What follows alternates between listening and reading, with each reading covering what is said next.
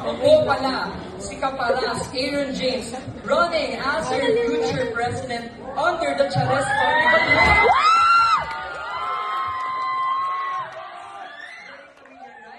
Chares sounds very familiar.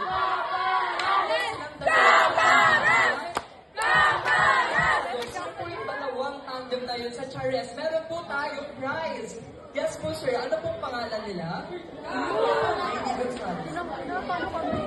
Sino po yung dalawang tandem na yun sa PBB na nangalang Chares? Charlie and Esnir po. Charlie and Esnir, pwede ko ba makita ang mga supporters ng Chares? Kung sa PBB, Chares stands for Charlie and Esnir.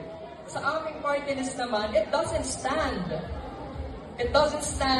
Charlie and Esnir. Instead, it's committed hearts, advocating responsible and empowered students. But what does that mean?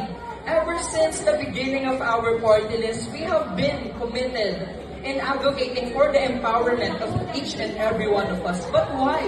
Bakit ba mahalaga ang empowerment sa ating lahat? Because this allows us to be very competent, not just academically, but also in our social lives. And of course, being responsible students, not just in our school community, but also outside.